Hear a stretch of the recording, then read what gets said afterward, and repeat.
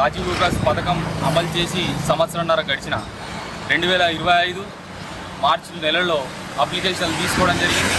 Application తీసుకొని ఒక నెల రోజులు హుటాహుటిన అప్లికేషన్ తీసుకొని ఎంపీడీఓ ఆఫీస్లో ఎంపీడీఓ గారి పనిని మరియు ఇతర బ్యాంక్ అధికారుల పనిని వ్యర్థం చేసి వాళ్ళ పనిని ఆగం చేసి యువకుల నుంచి సుమారుగా 16 లక్షల అప్లికేషన్ తీసుకోవడం జరిగింది. 16 లక్షలు తీసుకొని 16 లక్షల అప్లికేషన్ తీసుకొని అందులో 10 లక్షల అప్లికేషన్లను అర్హులుగా గుర్తించింది ఈ ప్రభుత్వం.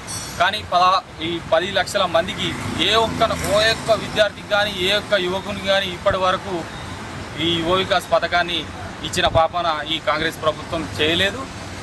అదేవిధంగా 10 లక్షల మంది అర్హులను గుర్తించిన 16 లక్షల మందిలో ఒక్కొక్కరికి సుమారుగా ఇన్కమ్ అని, క్యాస్ట్ అని, రెసిడెన్సీ అని ఒక్కొక్కరి జేబుల నుంచి వెళ్ళి ఒక 300 నుంచి 400 రూపాయలు ఖర్చు చేసుకున్నారు.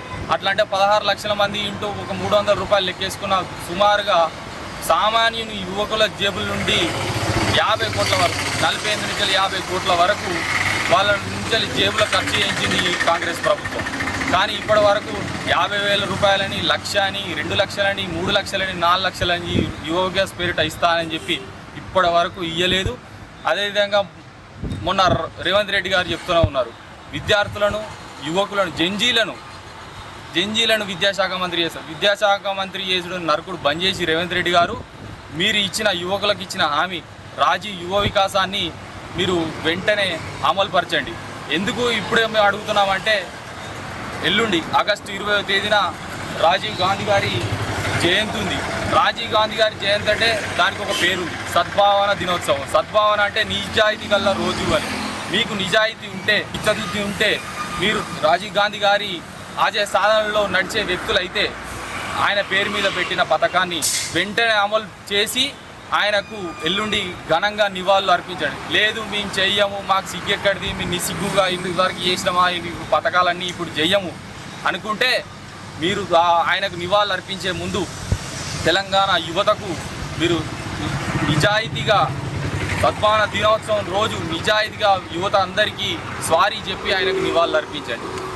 మీరు 2026-27 బడ్జెట్లో కూడా మేము ఇస్తామని చెప్పేసి సుమారుగా 5,800 కోట్ల రూపాయలను రాజీవ్ యువ వికాసానికి బడ్జెట్లో కేటాయించారు. అందులో ముఖ్యంగా వెనుకబడిన తరగతులైనటువంటి ఎస్టీ తరగతుల వారికి 1,300 కోట్ల రూపాయలను కేటాయించారు. 1,300 కేటాయించి ఒక 13 కొత్తలు కూడా మా ఎస్టీ సోదరులకు మీరు ఇయ్యలేకపోయారు. అందుకు సారీ చెప్పి ఎల్లుండి నివాళులు అర్పించారు. అదేవిధంగా మా ఎస్సీ సోదరులకు కూడా మీరు 2,000 కోట్లను కేటాయించారు. మా దళిత సోదరులను మీరు నట్టేట ముంచిరు, అబద్ధాలు చెప్పి ముంచిరు. ఆ 2,000 కోట్లలో ఒక్క రూపాయి కూడా మీరు కేటాయించలేకపోయారు. ఆ కేటాయించకపోగా మళ్ళా పైగా వాళ్ళకి మేము ఇది చేస్తున్నాం అది చేస్తున్నాం అని నరకుడు తప్ప ఈ ప్రభుత్వం చేసింది ఏం లేదు. ఈ ఎస్టీ సోదరులకు బీసీ మైనార్టీ ప్రతి ఒక్క తెలంగాణ యువతకు సారీ చెప్పిన తర్వాతనే తెలంగాణలో ఉన్న రాజీవ్ గాంధీ గారి విగ్రహం దగ్గర మీ కాంగ్రెస్ నాయకులు కానీ కాంగ్రెస్ ప్రభుత్వం కానీ నివాళులు అర్పించాలని మేము డిమాండ్ చేస్తున్నాం. అదేవిధంగా మేము నిస్సిగ్గుగా చేస్తాం, నివాళులు అర్పిస్తామంటే అది మీ విఘ్నత. మీరు రాజీవ్ యువ వికాసాన్ని అప్లై చేయకపోతే, మీరు అమలు చేయకపోతే మున్ముందు రోజుల్లో ఈ యువ వికాసమే కాదు, మీరు తెలంగాణ రాష్ట్ర ప్రజలకు ఇచ్చిన హామీలన్నీ నెరవేర్చే విధంగా ఇంటింటికి వెళ్ళి మీ మేనిఫెస్టోని చూపిస్తూ ప్రతి ఒక్క గుండెని కదిలిస్తాం. మీకు ఒక యువతలో ఉన్న శక్తి ఏందో మీకు బీఆర్ఎస్ యువత తరపునే మీకు చూపెడతామని హెచ్చరిస్తూ ప్రతి ఒక్కరికి రాజీవ్ వికాసాన్ని రేపు లేకపోతే ఎల్లుండ ఆయన జన్మదిన సందర్భంగా మీరు అమలు చేసి నివాళులు అర్పించాలని మరొకసారి డిమాండ్ చేస్తూ ఉన్నాం.